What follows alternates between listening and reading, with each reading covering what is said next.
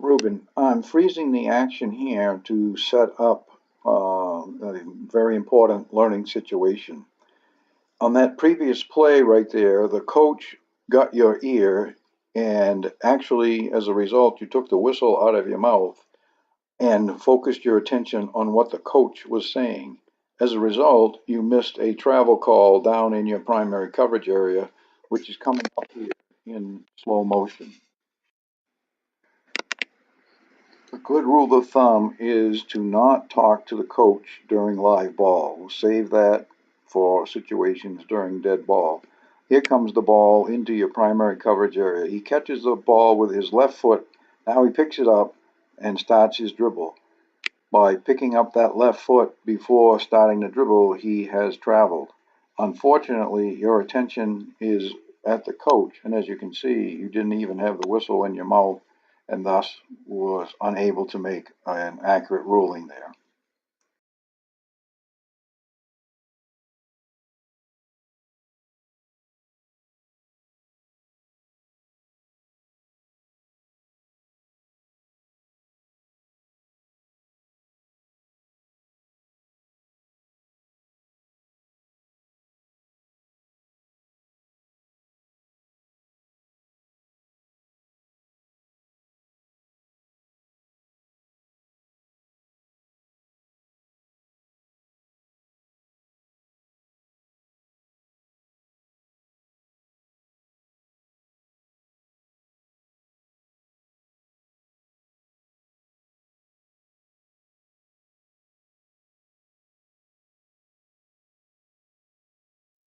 Here's a situation where we have a double whistle in an area where we probably shouldn't have one. Ruben, I think you might realize that by your body language, but I would just want to make sure that you took a look at that, as that clearly was in Matt's area down that 3-point arc area, and you probably should not have at least tied him to having a whistle on that.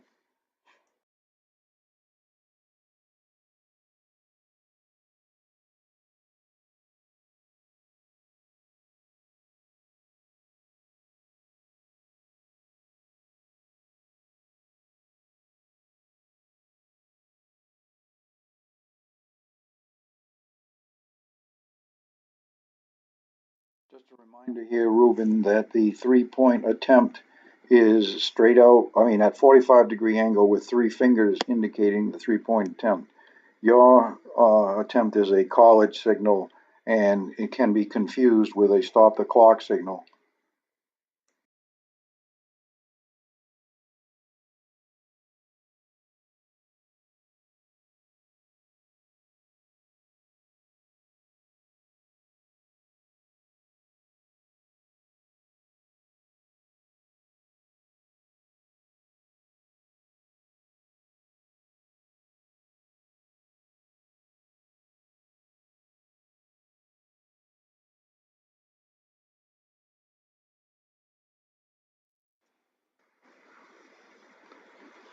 Ruben, on this throw in, I don't see a count. I'm not sure why you had that left hand on your back belt. Remember, on a throw in, you need to have a throw in count visible, not have your hand on the back belt. Matt, I think it would help if you watch Ruben's movement here as the trail. See how he's sliding around towards the end line, and I mean the sideline, and he's actually out of bounds to get the V angle, whereas you tend to stay in the middle of the court. Notice that he steps down. He does a pretty good job here of working the arc and wrapping back. Right there, wrapping back. That's where you should go on your rebounding position. That's what I was trying to explain in the first quarter videotape.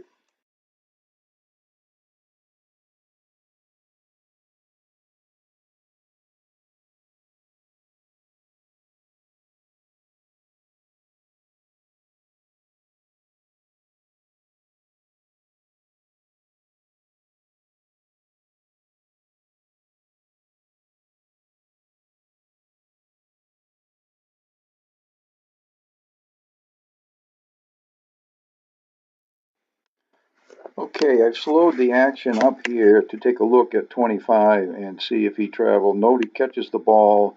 He pivots with his left foot as his pivot foot. and then he picks his pivot foot up and steps. That looks like a travel.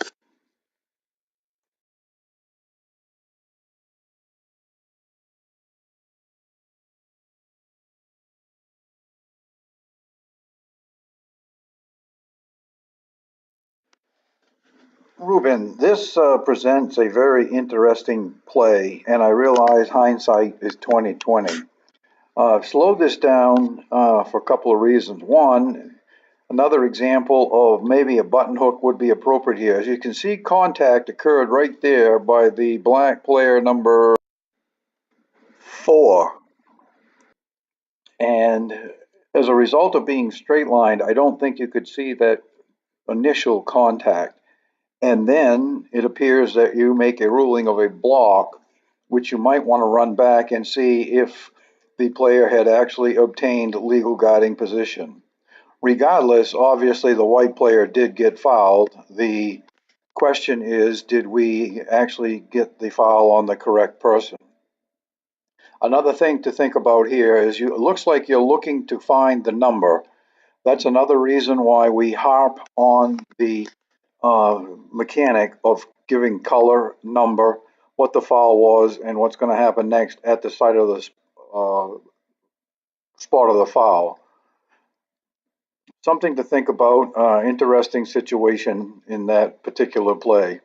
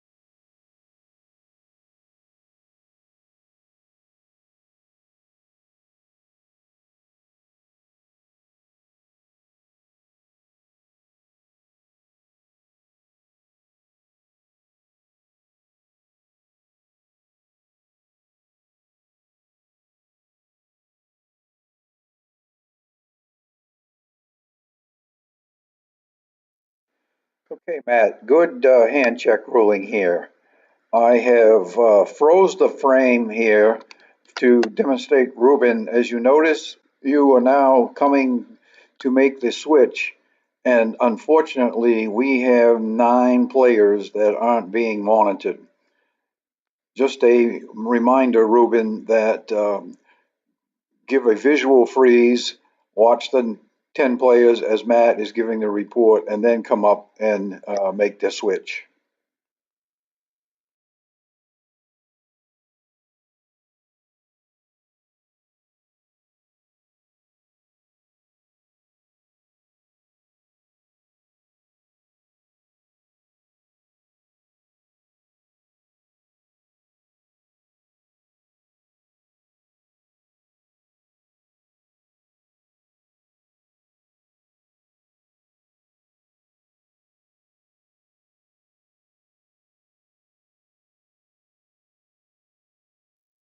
Matt, let's take a look at this play right here in regards to your positioning. As you notice, you've got your hand out.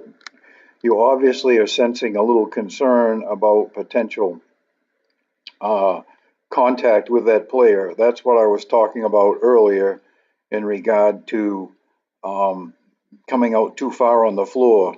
It's great that you're working the arc, but you want to work it a little bit closer to the jump circle as opposed to right there where you had to put your hand out and fend the player back and prevent him from bumping into you.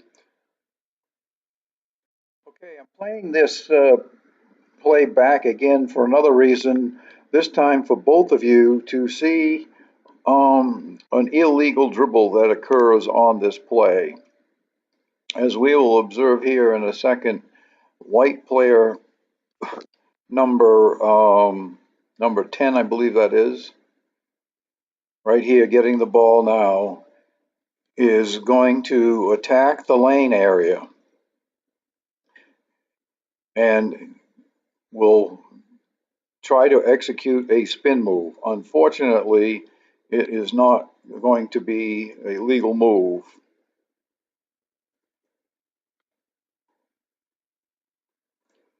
As you can see right here, he comes in, he picks the ball up, establishes his left foot right there as his pivot. He picks it up and now puts it back on the floor, thus having traveled. It does happen very quickly in the game and is very difficult to pick up. But as you can see in that slow motion clip, he did lift that pivot foot and place it back on the floor and thus traveled.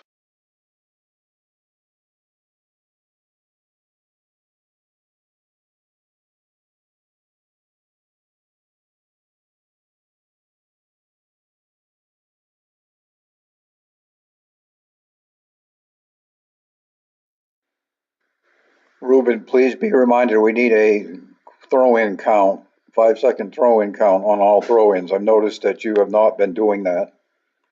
And Matt, on a three-point attempt that comes from your area and the goal is made, you need to give the touchdown signal, and then the trail mirrors it.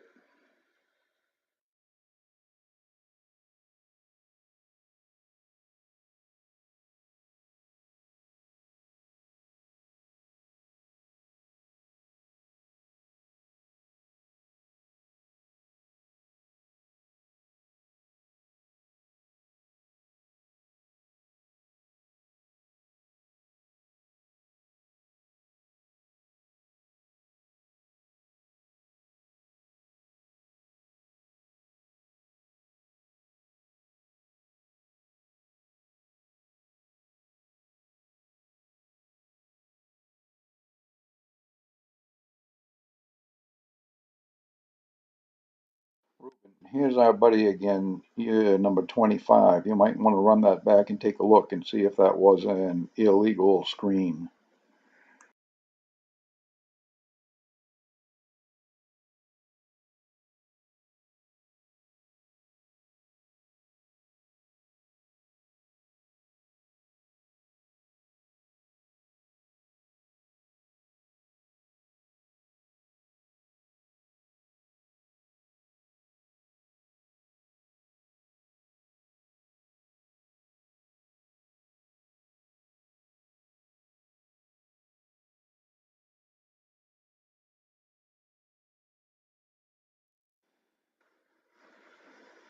Good job of ruling that incidental. That was a good choice there. He chose to go two players. Well done. Matt, I'm freezing the action here to give us a chance to go back and take a look at that play that knocked the player to the floor. I think if you look at it carefully, you will find that it's a good example of what I believe Don Parkhurst had talked to you earlier about getting straight line on the end line as lead. I think that's what happened there.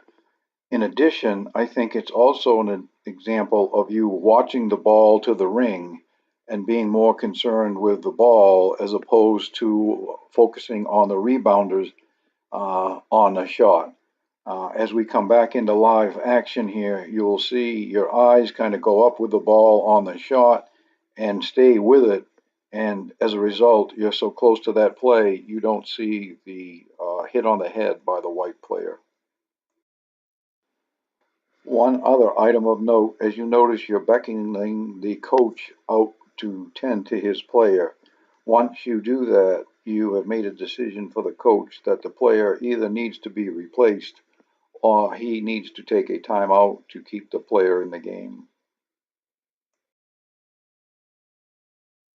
One other item of note, Ruben, good job of picking up that we were in a one-on-one. It would have been even better if you had done that at the time of the foul, because as you see right now, we have number 3 about to attempt the free throws, and he is the player that we stopped the play for way back on the other end. So obviously he was not the player that got fouled. The reason why 21 comes to the line is the coach actually picked that up. That's an example of why being thorough at the spot and knowing the free throw bonus situation is very critical in making sure we don't have a correctable error situation.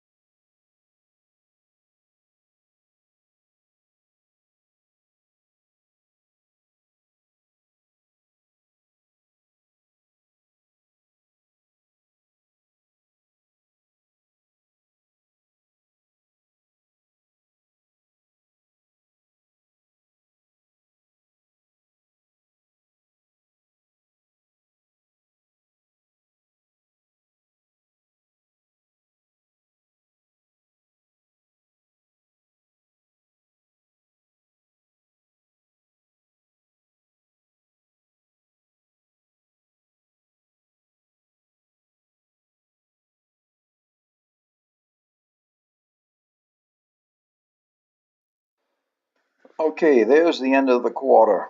And a couple of summary comments. First of all, for both of you, very pleased at the work I saw. You guys work very well together.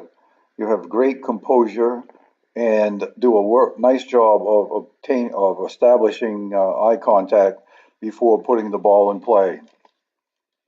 You also have good rulings in regards to determining the difference between illegal and incidental contact.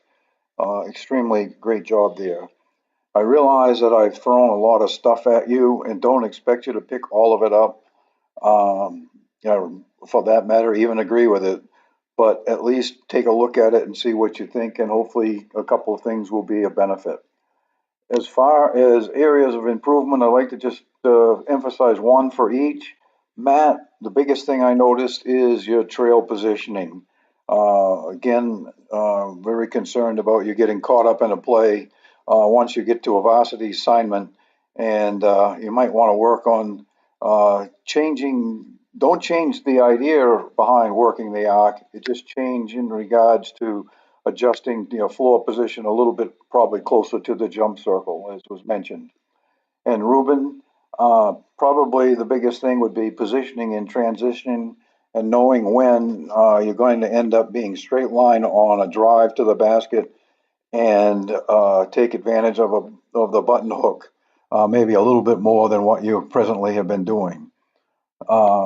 It's been a pleasure working with you and look forward to working with you in the future. Should you have any questions, obviously, feel free to get back in touch with me. Best wishes.